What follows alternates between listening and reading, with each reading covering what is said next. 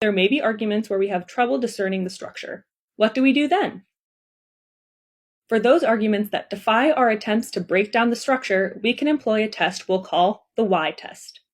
The Y test is one of my favorite techniques to help my students identify conclusions. We can resort to the Y test when we're down to two statements and can't decide which is the conclusion. In that way, the Y test can be a fail-safe option when structural, pivot, and tonal words don't help us out. Still, some students use this technique for most questions. If you want to use this technique on every argument, it will work for every argument. Most frequently, we'll use the Y test when the argument features more than one conclusion. Sometimes an argument will feature multiple conclusions. One of those conclusions will be a main conclusion, the conclusion that everything in the argument supports, directly or indirectly. But there's also what's known as a subsidiary or intermediate conclusion. This subsidiary conclusion will have support from one or more premises. That's what makes it a conclusion. But the subsidiary conclusion will support the main conclusion. So subsidiary conclusions have a dual function. They work like conclusions since they're supported by premises, but they also work like premises since they add support to the main conclusion. If you have trouble distinguishing between a subsidiary conclusion and a main conclusion, you can use the Y test. Let's say you have two conclusions, potential conclusion A and potential conclusion B. After reading the argument, you can't tell which one is the main conclusion and which one is the mere subsidiary conclusion. Try asking yourself, why is it true that potential conclusion A? Because potential conclusion B. If that makes sense to you, that means that potential conclusion A is the main conclusion. If potential conclusion A is true because of potential conclusion B, that means potential conclusion B supports A.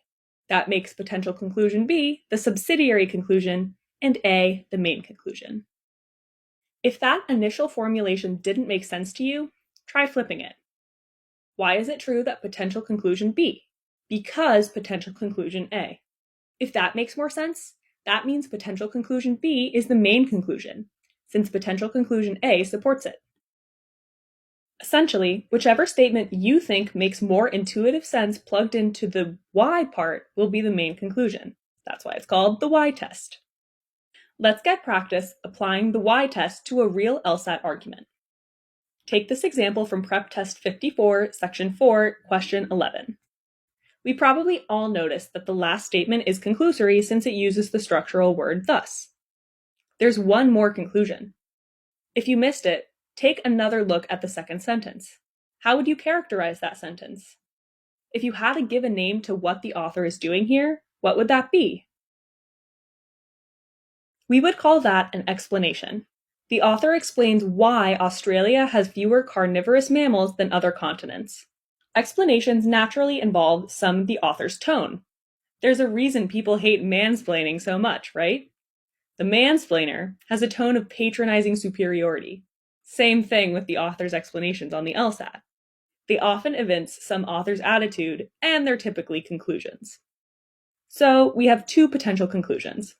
We can use the Y test to determine which is the main conclusion and which is the mere subsidiary conclusion. Let's translate each element into an SVO sentence to make this a bit easier. We'll do this translation for you. Of statements 1, 2, 3, and 4, we're saying that 2 and 4 are the potential conclusions. So let's try employing the Y test. Let's start formulating it this way. Why is it true that Australia's sparse ecosystem probably causes its lack of carnivorous mammals? Because sparse ecosystems put carnivorous mammals at a disadvantage. As an argument, does that make sense to you? Yeah, we think so. If we know that sparse ecosystems are rough going for carnivorous mammals, it makes sense that there would be fewer of them in Australia's sparse ecosystem. This strongly suggests the claim that Australia's sparse ecosystem probably causes the lack of carnivorous mammals is this argument's main conclusion. But for good measure, let's try it the other way. Why is it true that sparse ecosystems put carnivorous mammals at a disadvantage? Because Australia's sparse ecosystem probably causes the lack of carnivorous mammals. Does that make sense to you? No, that's a nonsensical argument. Australia's sparse ecosystem causing a lack of carnivorous mammals doesn't necessarily prove that sparse ecosystems put carnivorous mammals at a disadvantage in general. We probably wouldn't want to justify a conclusion about the entire world with a premise about only Australia. After all, maybe there's something else special going on in Australia that makes its sparse ecosystems particularly unfavorable to carnivorous mammals. At any rate, we hope you agree that the first formulation makes much more sense. And that, my friends, is the Y test.